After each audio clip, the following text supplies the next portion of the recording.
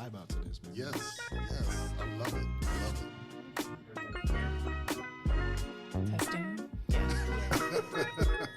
Yes. All right.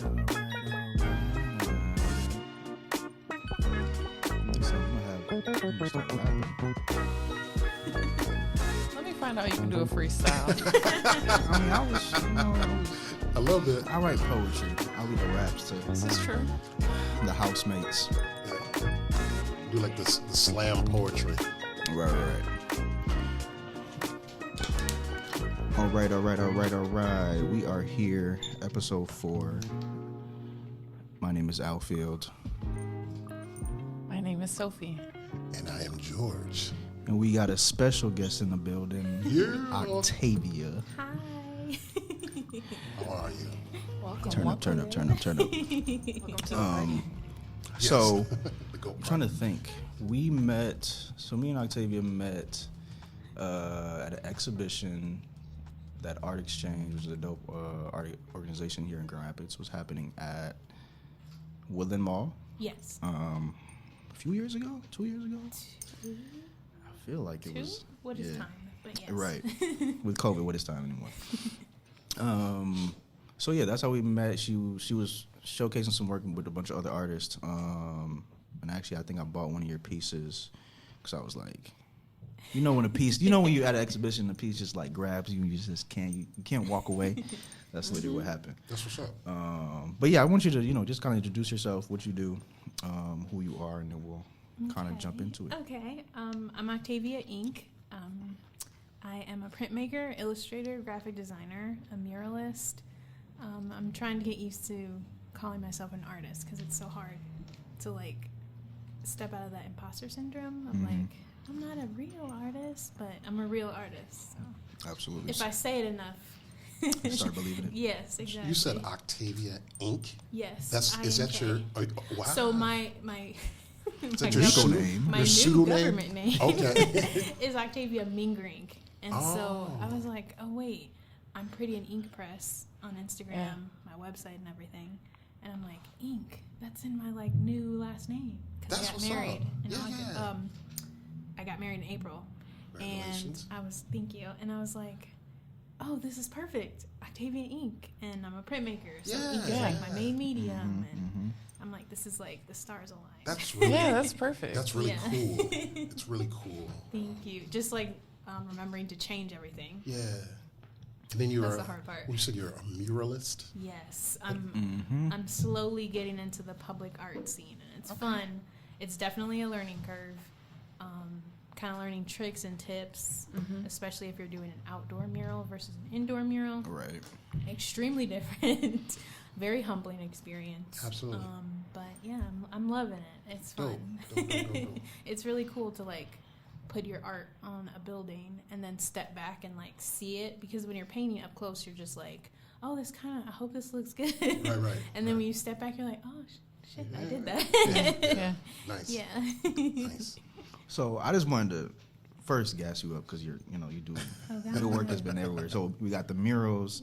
I know you book cover, Yes. yes. Wow. illustration for books, Yes. Wow, that's T-shirts, Yes. billboard.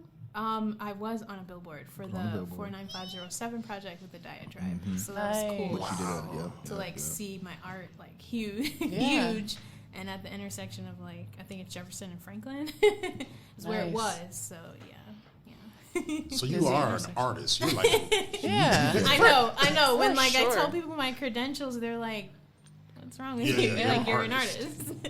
Just say it with me. Yeah, Art. yeah. That's amazing. Yes. that is really nice. Yeah. Really nice. Thank you. Thank you. Yeah, there we go. But yeah, so I had to, give you props. So our topic today is kind of a 3-part, brought to us by Sophie in the building. Hi. So we wanted to kind of jump into, one, I think being that we're, one that you're, from Chicago, correct? Yeah. Octavia, I'm, from Liberia, West Africa. I know each one of you guys are, from Grand Rapids or have lived here for a long time. But just kind of getting into our upbringings and how like that has influenced or that has impacted our creativity or arts. So I want you to start, Octavia, just in terms of like, you know, how'd you grow up and how that has kind of intertwined with, you know, what you do now, or just kind of even getting into art and how that kind of that journey started for you. Oh, where did it start? So what I was told as a child, like I would always go to sleep with pens, colored pencils, sketchbooks. So like I've never, like paper has never been too far from me Okay. at any given time. And so my mom, she was just like a natural artist. She would just like kind of sketch or whatever. And I was just like, I want to do that. I thought I wanted to be a fashion designer.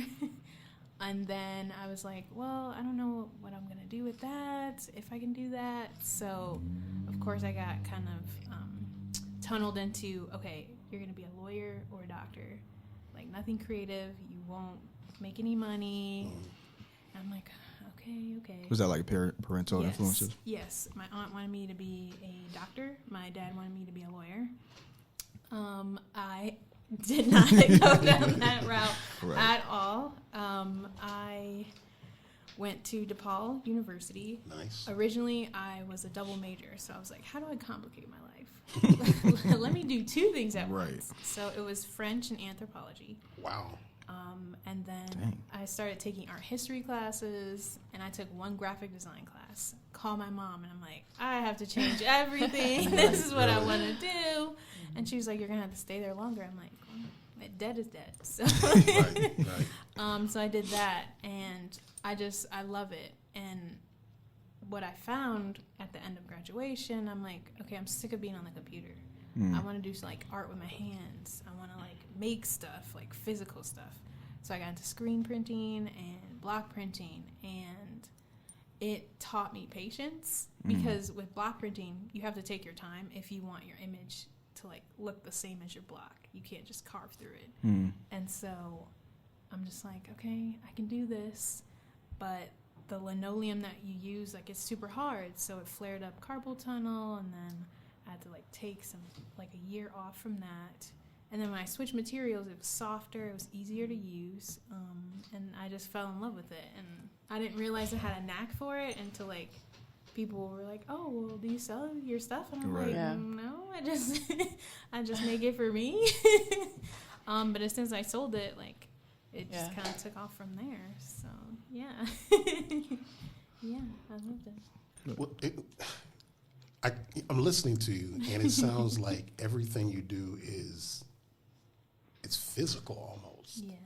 Yeah. Like physical. So, I mean, did you expect that? I mean, how do you deal with that? Like, it sounds very physical to do murals and all of that. So. Yes. The mural part, that started maybe like last year, just getting into that. But it's definitely very physical. Like art, like public art like that really kind of like pushes your length, especially if you're not like, you don't work out or if you don't move a lot, because my first job is in book publishing, and so I was at the computer, so it's just all digital. And then suddenly I'm like painting walls, and my body's like, what's going on? This is lots of movement, and it's a learning curve to like learn your body in order to like work together to make your art.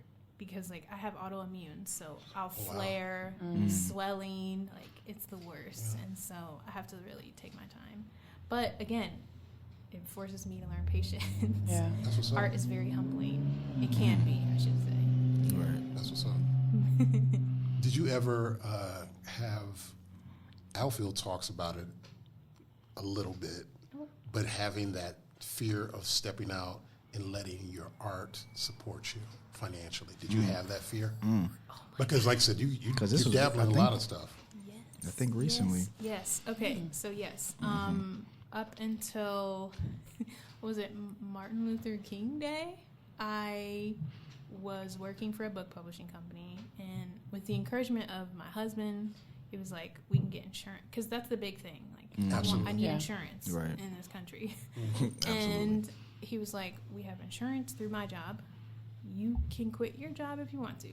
You can like do the things you want to do, because he saw like I had buckled down and kind of held down the fort until he found what he wanted to do. Mm-hmm. And then Nice. I got the space, and he like allowed me to like shift That's dope. some of the responsibilities to Absolutely. him. So like he's definitely one of my biggest fans, and to have that partnership, especially that support, because it's scary like quitting Right. your job knowing you'll have a paycheck like every 2 weeks. So like you kind of have to hustle, you have to email people, you have to Yeah. get your name out there, you have to constantly create content for the algorithm. Right. Just to get like your name out there. So it was definitely a learning curve, just to like trust in the process. One of my favorite quotes is like lean into the plan, not Nice. the pressure. Mm.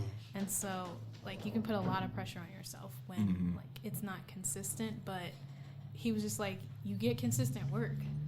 Like you've Absolutely. been doing this Right. for like 2 years. I think you got it by now. Yeah. And I'm like, okay, let me try this. So I put in my 2 weeks, MLK Day. That's ironic. Wow. Mind you, I took the day off because we didn't get the day off with the What? company that. That's wild. Yeah.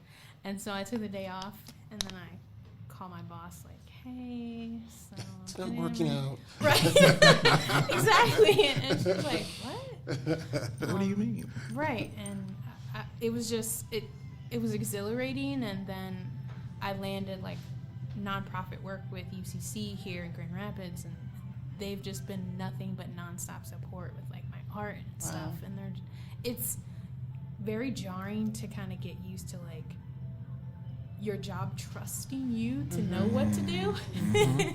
As strange as that sounds, Right. Because you would expect that to be Right. natural. but that's not the norm to like have that own autonomy. They're just like, well, we trust you, and I'm just like, me? Yeah. My vision. But I love amazing. I love the team and the support, and it definitely helps to have that when you're kind of scared, because like money, especially during Right, like right. today. Right, right. Inflation, all this stuff, gas prices, Ooh. man. I think you mentioned, that you're originally from Chicago. Man. What's art scene between Chicago and Grand Rapids? I mean, I know it's major. I know it's a major difference. It's massively different, but I have to say, I wasn't in the art scene in Chicago. I was just kind of like doing the DePaul College thing, going to work, because I had to work. I didn't have the opportunity of like interning for experience or like getting into that kind of thing. I had rent to pay. Right. Like, I gotta survive. But I do know the art scene is like so wild, and I did a collaboration with Chicago Printmakers Collaborative, and it was funny because I've always wanted to work with them, and it was like the weekend where we were saying goodbye to my great grandmother, and we drove past, and I'm like, wow, I want to work with them one day. And then like Wow. it was very strange because later that night I got a message from Instagram Boom. from them. Just and I was like just that. like, what? What? And they were like, we want to sponsor a residency. We want to teach you how to screen Nice. Oh print. my gosh. Yeah, we want to teach you how to screen print and everything. And I was just What? like, what? Me? Oh And my so God. we made it like a 3-day trip where we printed like a 7-color screen print, which is Wow. not something you usually do in like 3 days. Right. But Why it's is that? really cool. Just because it's such a long process, and you have to wait before you screen print the next layer. And it was like, I think maybe a 75 print run. So Oh, it was wow. really strenuous. But I loved it. The team there, amazing. I have like an honorary, like I can come back. Right. Because I Wow. created their logo for the residency, and I got to name it. Look at you. Oh my Wow. gosh. So like That's bloom amazing. is like my favorite word. It's one of my tattoos, and it's like a big theme, like to just bloom, just Yeah. like grow Yep. into whoever you want to be. And we were trying to think of names, and I was like, what about bloom? And they were like, I love it. There you I go. love it. And I'm like, I'm gonna cry. So it was really cool, and I got to do the little design. And the residency is for people of color. Mm. Wow. So if you're out there, please apply for the residency. They're amazing. They're so sweet. So, Plug. Chicago Printmakers It's amazing. Collaborative. Oh my gosh. What a beautiful manifestation. Right. Within a day or less than 24 Right. hours. Yeah. Yeah. So it turned out that I had illustrated Sister Rosetta Tharpe, queen of rock and roll. A lot of people don't know that. Black woman. Wow. Educated. Come on, teach. Deb, who runs CPC, that's like one of her favorite musicians. So she saw that illustration and she was like, I had to reach out. And I'm like, oh. And so we screen printed that illustration. It was really cool to see it like come together. And you can like buy it from their website, and the money from the print goes to sponsor the next recipient. Wow. Yeah. That's dope. That is beautiful. Yeah. That's dope. So do you miss or do you long for? Let me go on back to Chicago. When did you come here? When did you come to Grand Rapids? Right, timeline. Let me see. 7 years. About 6 years ago. Okay. Yeah. You hit the ground running too, But didn't you? but my first job here was at Burlington Coat Factory. I did not have a design. They lied the day of graduation. I did not get a design job. Lies. Shout out to Burlington. Right. I wouldn't be where I am without them. So Okay. I'll I say wouldn't that. have a lot of fits without them. But it was like 4-hour shifts, and it was like way in the morning, so I was stocking the store. Mhm. So it was nice to not have to deal with like customers and Right. everything. But yeah, I held on to that until I found FedEx office downtown. And of course they loved me because I knew how to work Photoshop, all the design programs. And that like helped me get like more knowledge about printing, like certain stuff like that, how I want to print stuff. That's interesting. And then, found my publishing company job. That's a interesting plug, because I think if people, were to, just for example, go on your Instagram, like, oh, look at our followers and see all the success and all the things you've done, to be able to like see the things that are the places that you worked before and how like some of those things intentionally like shaped all, your success right now.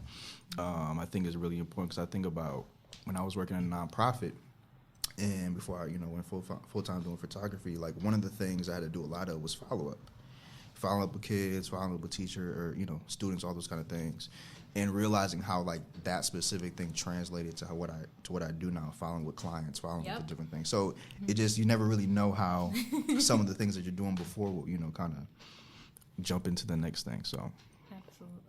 that's really dope. I'm curious, George's question, he had mentioned, do you ever feel the desire to go back to Chicago and kind of like open up or be a part of the art, or just go? I mean, I go back pretty frequently because my family's there. Sure. Mainly just my husband's family's in Grand Rapids. And I have a really close relationship with my brothers. And like they're like my backbones. And they're like my best friends. So like I definitely I really love my husband so much with like how much he supports that relationship. Come on. That's beautiful. I love it. Black love. I love it. Trent, if you're Shout out to listening. Mr. Trent. Oh, all right. Shout out. But like, and I love like their kinship. Like they even have close relationships with him, because he's white, and so like I was. Wow. Yeah. This is getting good, people. But we grew up like in the suburbs, so it's like we've always been around white people. It is what it is. But I just love like their relationship and just like seeing them laugh and joke, and This like is good. his like comfort level, like It's healthy. yes. And when you get married, like I didn't think things would change, but like there's a tenderness for me that like came, and I was just like, This woman loves her husband. Aw. like y'all should see the way she's described him, the way she looks. So, I love it. so fun fact, I shot their wedding, Yes. so I can. yes. Everything she's saying is true. It was, and I mean, her brother's like super dope. I love that though. Yeah. I mean, at some point it has to show just in terms of who you are as a person, right? And who you are as a person is an artist. So it has to show to some extent and feed into that. Yes. And Yeah.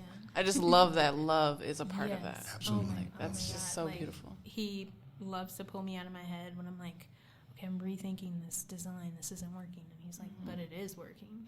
you're just overworking it. What does he do? What does he do? Where's he at? What's He's going on? actually a manager at Farmhouse Wellness. It's the locally owned dispensary. Okay.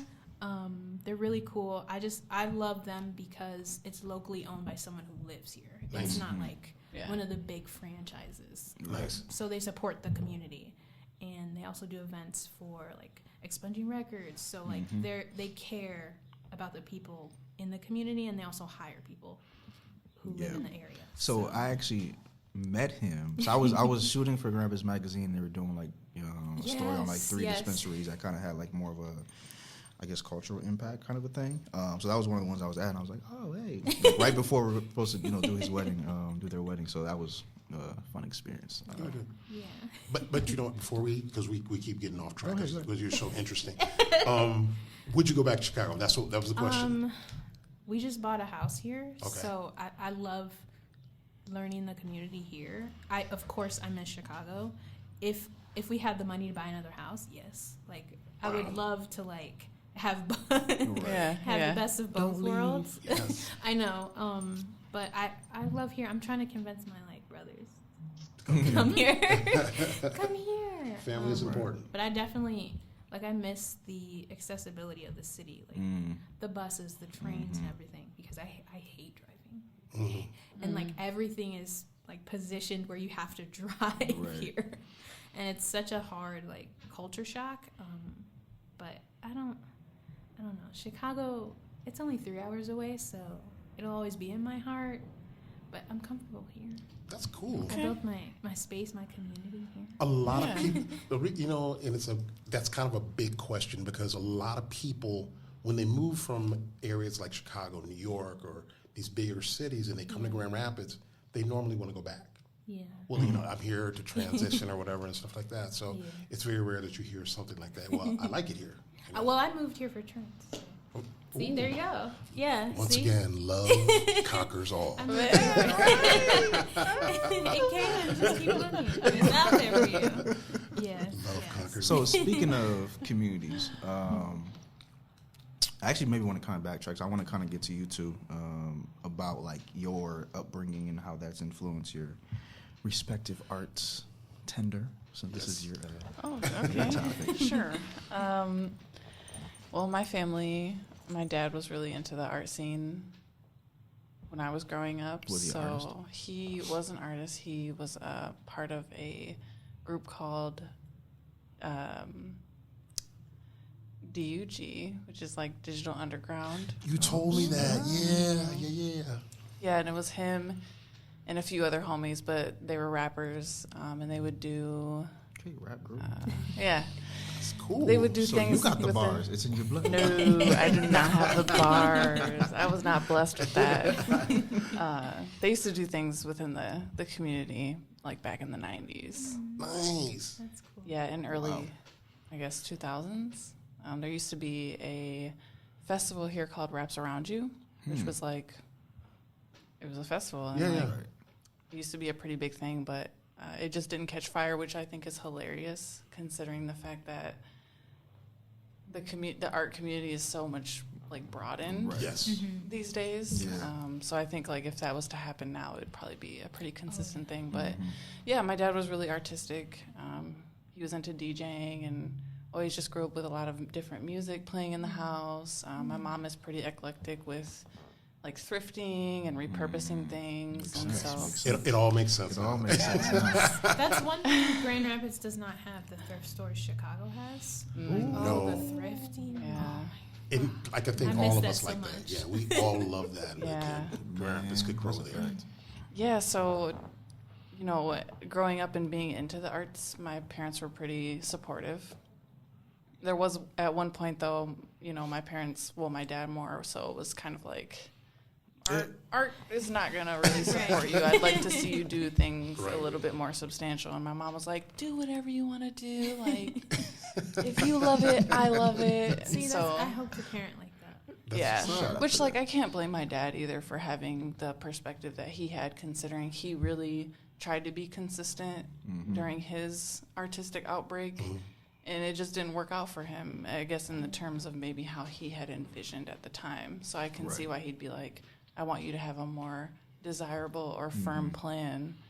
But I ended up going to college for a year to do like general education. I was like, Not for me. Not for me. I'm feeling the stress of debt and I don't like it. So, but yeah, now I'm, in my adulthood, they're still really supportive. I've also done a couple murals and It's a fact. Actually, one down the street too. one down the street. But I resonate with you entirely in terms of like the labor intensive, because I also was a little bit uneducated or unfamiliar with the labor that it takes to do a mural, whether it's indoor or outdoor. Like it's truly incredible. I did have help on both of them, but still having to do majority of the work on your own is with deadlines. It's just it's a lot. It's a lot. So I think being an adult, in addition to being a creative, there's a lot that goes into that, right? I mean, it's really, life is about balance, is what I try to live by. Amen. So if you can find a balance to do both of those things, as far as the money and finding someone who can help you with that, then that's great. But yeah, adulthood definitely has a wild impact on creativity. It sobers you up. It humbles you, like you said. It's a very humbling experience to be an adult and still live a creative life. So, Mr. George. You know what? I'm kind of living. I don't want to turn this into a therapy session, but I'm kind of living my second childhood in the sense that growing up, I was always a very creative child in some capacity. If I was doing music, I played different instruments. I sang. Go ahead. Hit the tune real quick. I draw. I used to paint. I used to draw. I went to college for graphic design. Wow. But this is the key.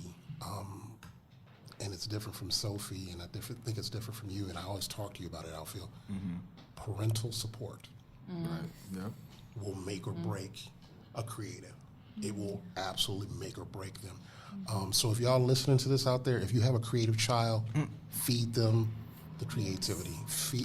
In every capacity, let them try everything, whatever. But the point I was going to make is that when I was growing up and I was into all these things, I was acting, and I used to do commercials when I was a child and stuff like that. It was cool, but I wasn't necessarily pushed. Hey, keep doing it, keep doing it, keep doing it. Hey, that's cool that you're doing it, but hey, come on, like you said, Sophie, get a real job and stuff like that. So, in my 20s, my 30s, and stuff like that, I started rediscovering what I did.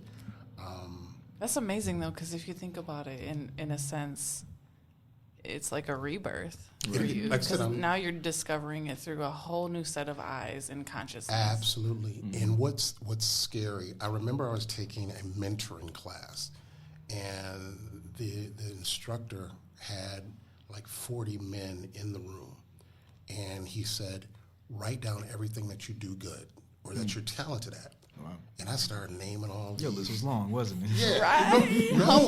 No, this is the thing. I sat there literally for 5 minutes blank on my paper. And I started writing down all these things from my adulthood.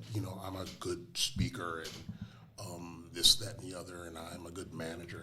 And he's like, no, everything. Wow. And I literally sat there and, Oh my gosh. like a lot of men in the room, I too started crying. Right. And I started crying because I said, I totally forgot that I painted. Yeah. Totally forgot. Right. Because I had pushed it so far away because reality kicked in, like you said, adulthood, So I'm just sitting there and I've got tears on the paper because I'm like, George, you used to paint, you used to draw, you used to be good at all these things, you used to enjoy all these things. What happened? What happened to them? And so, if you're, like I said, if you're listening to this, you got a child, or if you're an adult, man, don't forget it, pursue it, feed the creativity, because otherwise you'll be miserable. That's what I'm learning to do now. Like, to celebrate that inner child or to like let her come out. Yes. Especially in my work, and when I let her out, I get my best work instead of trying to like tell her what she can and can't do or what art is and what it isn't.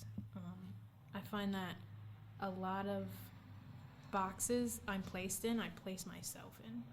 I think all artists do that, though. Because I place myself in it first, so I don't let other people place me in it. Yep. Like a And protection, There you go. Yeah, that's what we do it to protect ourselves. So artists are incredibly bold in the sense that they can bring out the creativity in themselves and they want to share it with everybody. Yeah. But then we're also protective, like, hey, don't talk about my stuff. Right, very sensitive. You can like it, but keep your comments to yourself. Exactly.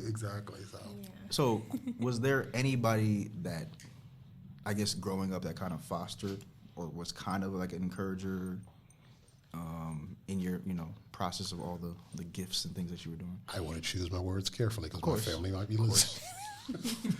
I want to choose my words carefully. I mean, you got to say names or anything like that, but, No, not in my family. Gotcha. I was just weird. I was this weird kid in my family. And that was cool. That I was just weird. But I think my gifts and talents started to become recognized and nurtured as I used them outside of my household and church and things like that. But literally, this is my second childhood because I'm seeking and finding affirmation from other adults in the different communities that I'm in. So you know what I'm talking about. So I mean, let's give Alfield his flowers. Alfield was the first artist that I followed on Instagram. Wow. Sophie, you were the second. Oh, So, literally, you two were the first to, and still are, the two that impact my work the most, my photography and stuff like that. So, what I was getting to is, Alpha, I would always seek your affirmation. I would, I always shot with you, or you always shot with me. So I would always ask you, "Hey, man, what do you think it is?" And Alfield's so cool. Alfield's so cool because he's like, "Hey, man, you just got to keep shooting. You got to, you got to do you." And I love it. That is something he would say. It's interesting because I realize, like, I don't want to be the person that, like, tells somebody that, like, for me, understanding the influence and being like, okay, I don't want to be like, no, it's bad, and you be like, oh no, I'm never gonna do this again. But it's like, just like a parent. If a parent tells you, like, it's that wavering of trying to pick your spots and trying to be encouraging, but also critique in a way that's that leads to growth, but also being like, what you think is really more important than what my opinion is. Did you know that when I was asking you that? Yeah. Oh wow. Yeah. I think over time, I realized that. Because everything I shot, I would literally. Oh my gosh, that is so cute. Facts. I would compare it, and I would always ask him. I was like, "What do you think? What do you think?" And one of the sobering moments for me, what I'm thankful for, I remember shooting you, Sophie, that one summer. It was like a couple of summers ago. I shot you, and Alfield went with us. And Alfield said to me, I got done shooting a picture of you. He said, "Let me see those." And I gave him the camera. He's like, "I've seen these before." And and I was like, "What do you mean?" He let you know, Yeah, he's like, "We've seen these before. You need to shoot something else." And I'm like, and he gave me that sobering moment. He's like, "Okay, come on, man, you can push yourself. You can do better than this and stuff." So I needed the affirmation, but I also need the correction and the guidance and stuff like that. So again, this is my second childhood. This is my second, and I'm enjoying it. I'm so grateful that it's happening this way or it has happened this way because I feel like Alfield did it in such a loving way. Very much so. To still support you and be like, we're gonna feed this, we're gonna bloom together within this. Like, that's beautiful. I think that's in his nature, though. I think that's sure. his nature because he still does that. He still does that with me, and I don't shoot like I used to at all. But just my creativity, he's very good about hey man, why don't you Right. write this, or why don't you Yeah, try man, you this? too or dope. What do Yeah. you think about Yeah. this and stuff like that? So he's just good about that. But going back to your original question, Alfield, never did I get that in my household. I think later on when I got older and I mentioned it to my siblings and my parents that this is what I do and this is part of me, is when they, oh, okay, well, we thought that was just a hobby for you. No, it's Right. it's who I am. It's who I am. So I get support here and there, like, yeah, they're like, this podcast is cute to my family.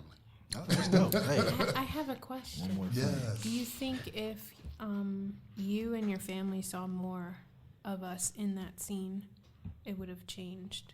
No, and that's a Interesting. great question, because in this, and I want you to speak to this, Octavia, because I think our parents, or within the Black community, you got people in the Black community that are like, feed the creativity, Yeah. but then you got some people that are kind of old school, Yeah. get a real job. Yeah, it's a generational It's thing. yes, that's the word I was searching for. It's a generational thing, and it's a cultural thing for us. So, man, I'm thinking right now. One of any of my creativity or any of my creative outlets, did my parents come to those things? Did they?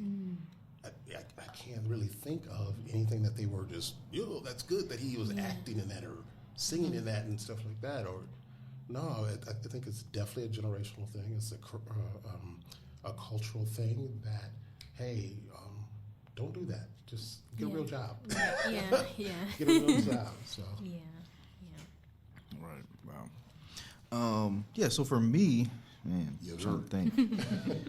So like growing up, soccer was like my life. Literally, that was my goal, was to be a professional soccer player. Really? That was your goal? Really, that was like my first dream. Like for real. What? I I feel was like trying a to be lot out of here. people outside of America, like that's like a legitimate, like I don't think see. Americans understand how big soccer is. Oh my gosh. And I didn't Yeah, understand really it until my brothers like got me into like watching the World Cup and like Sure. it's a whole world thing. Global. It's just like not America. yeah, I would say in the last couple of years, I think America's Yes. gotten getting more of an appreciation for it. Yeah. But Interesting. absolutely. We're definitely like, right. Well, we got football. America. Right. Oh, you have CTE? Okay, got it. I can't remember what you did 5 years ago. Got it. Crazy. So that was your driving force initially.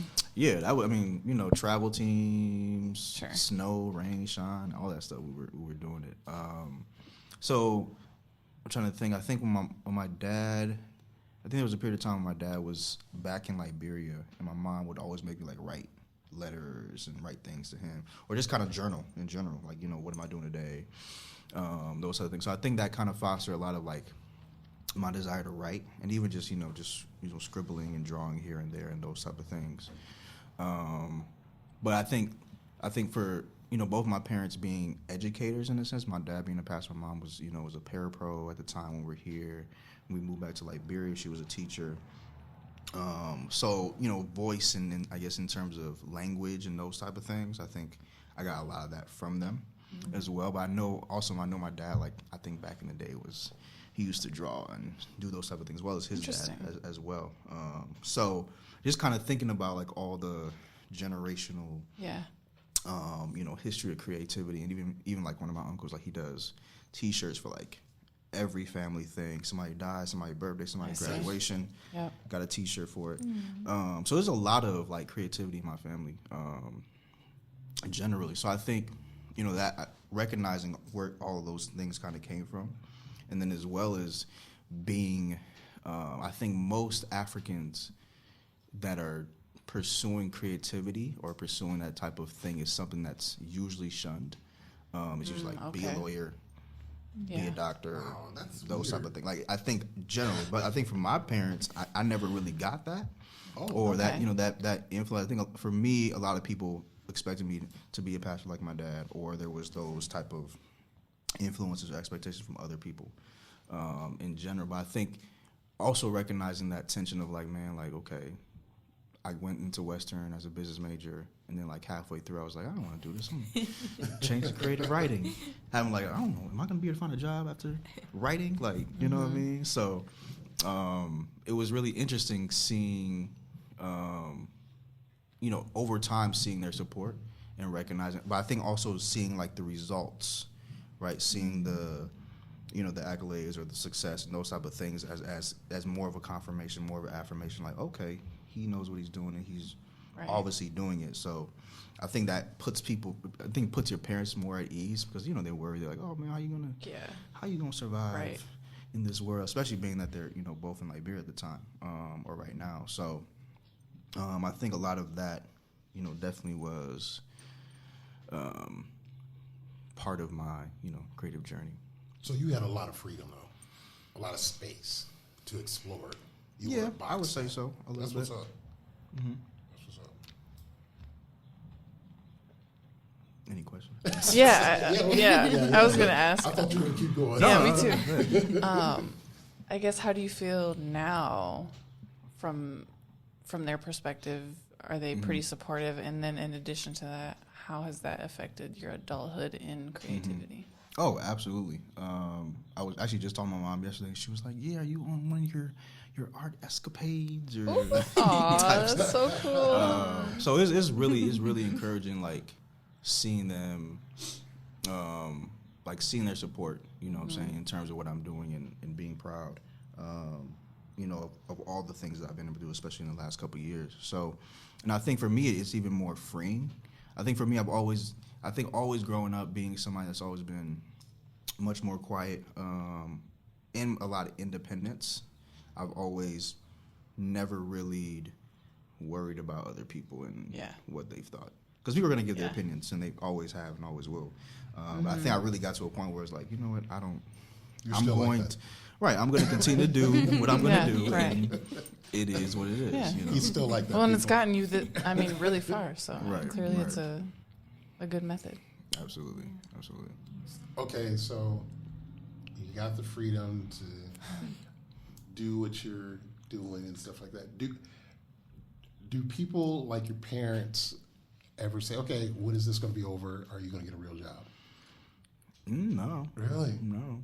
I mean, I think for myself, I think about it. I think there have been times I'm like, I don't know, man. We might have to go back and get a job, especially when you have months where they're, you know, financially is not that great.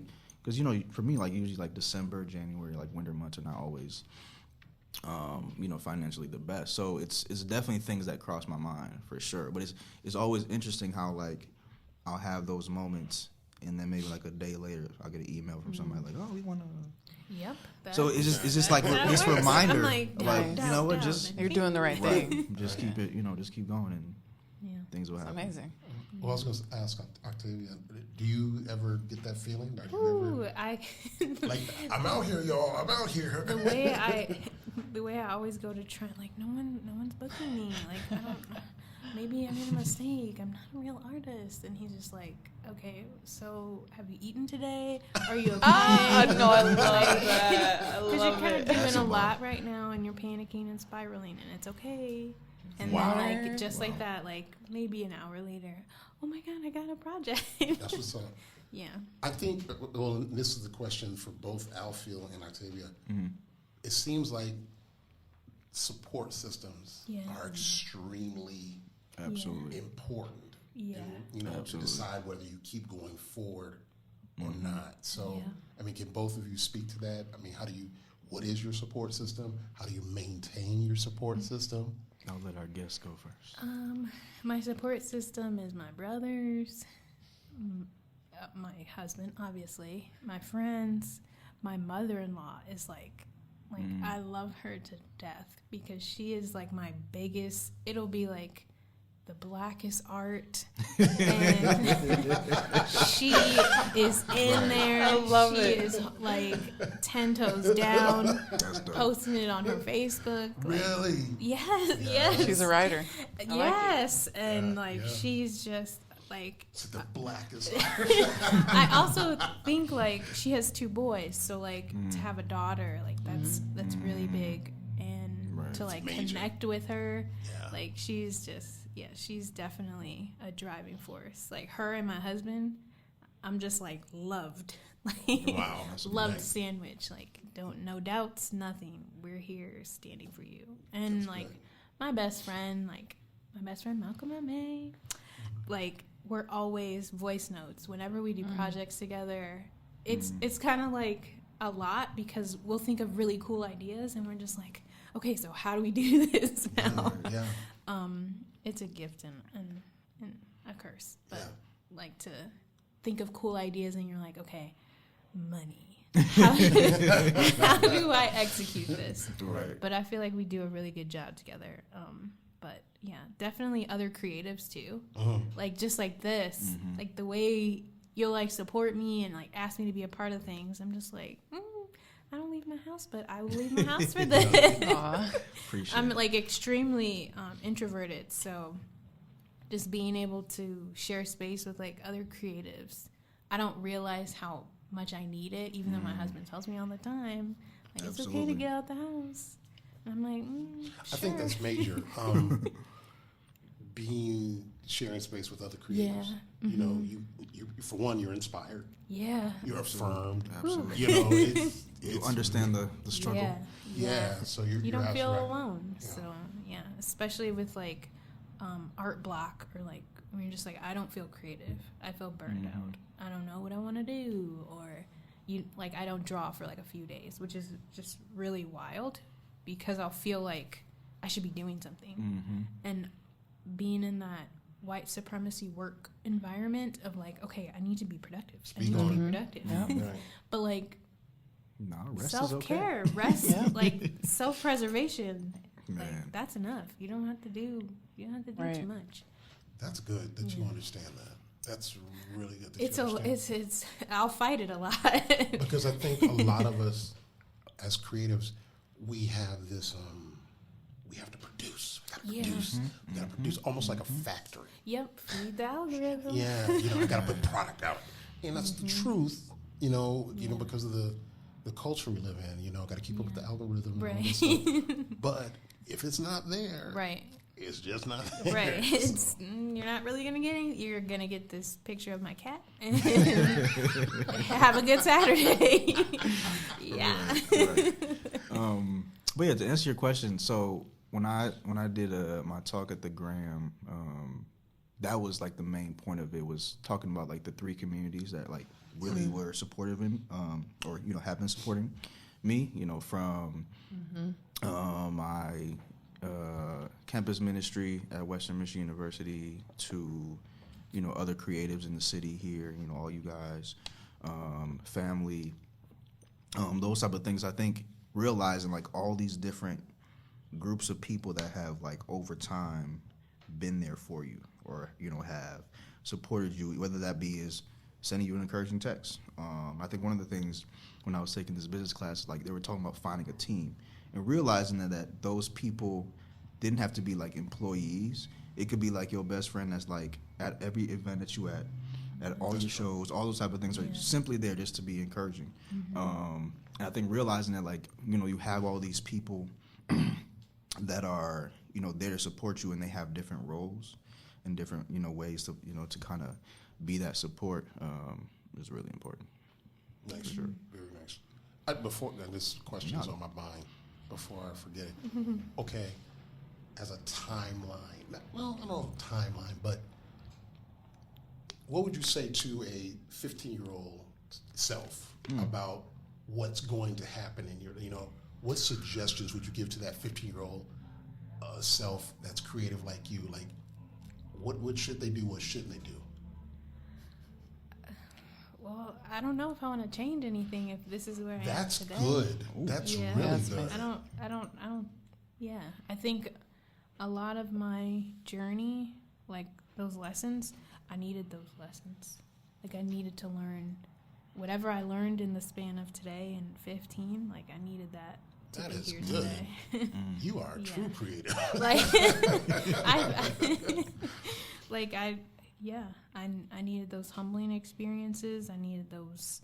I was talking to a team I work with, and we were talking about the idea of like you don't really fail. You just learn. Yeah. You're learning. Yeah. You're not fail. You don't ever fail. You just learn like that way didn't doesn't work. work. Just that simple. But I think society is very binary with like you either succeed or you don't. But like that's not true. That is so true. It's a win or a loss. Right. Like Yeah. that's not true. Yeah, they try to make it really just black and white. Really, it's Well, in soccer, there's draws. So what about that?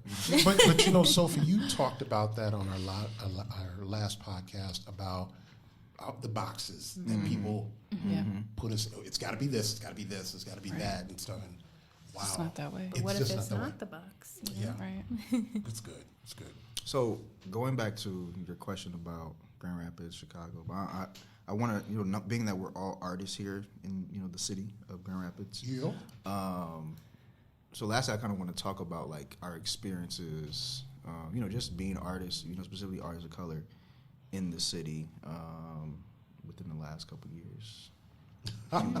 Start us. Ooh, Start us spicy. off. Yeah, exactly. This is the spicy hour. I think we need a whole nother podcast for that.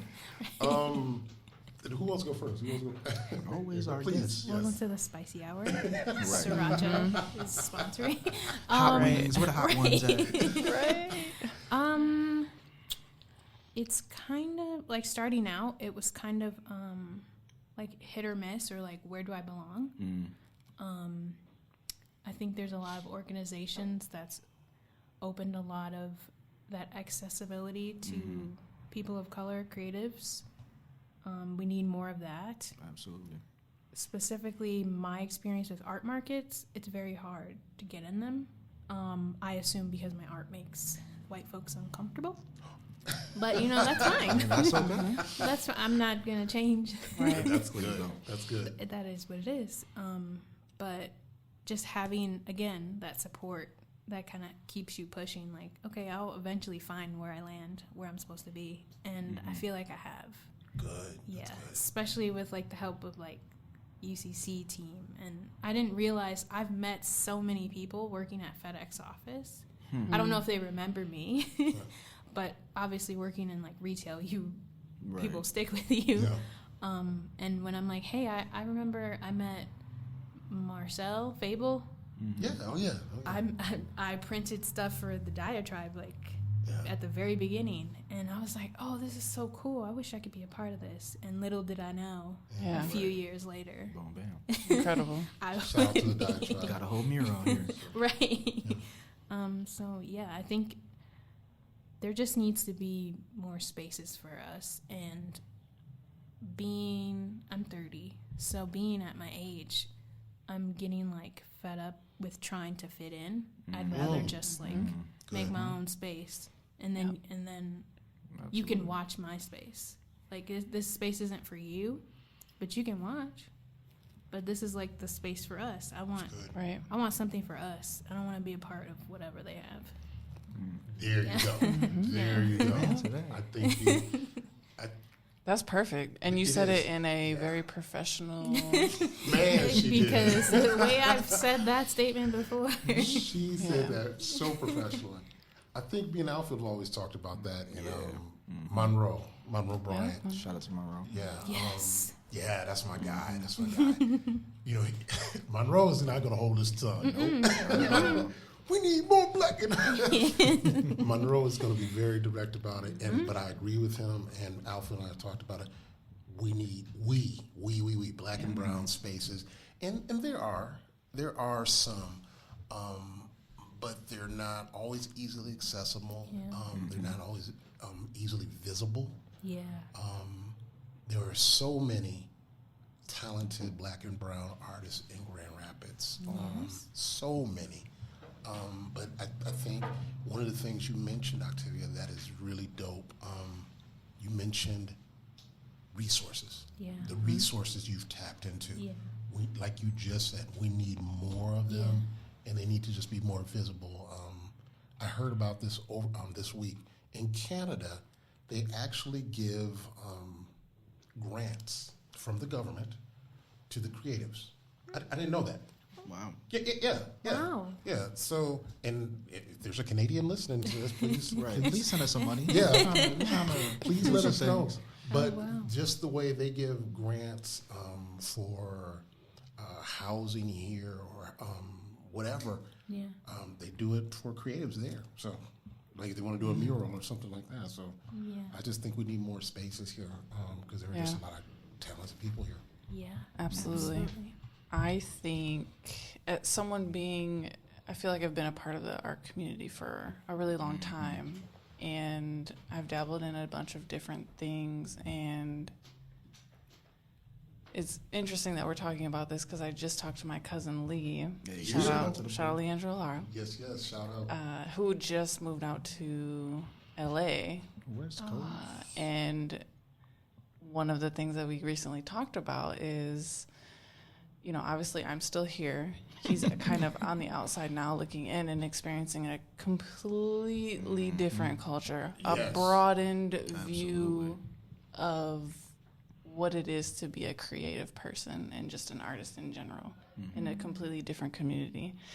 And one of the things that we talked about as far as Grand Rapids, and again, kind of being an artist for so long, one of the things we notice is the first of all, the inconsistencies in terms of both the opportunities and the, I don't want to say events, but I guess events is a good word. Events that are provided to the community. As like shows, like the art Pop-ups, festival, right? festivals, I mean, that's like things like that, art prize, little festivities within like at parks and stuff. Yeah. There's inconsistency in that. And then there's also, trying to sound professional. I see George looking at me. I'm struggling here. I can see it on your face. There's Feel free. they, whoever they are serving a specific community. And if you're serving this community and it's only a certain amount of time, so it's in addition to being inconsistent. Yes. You're right.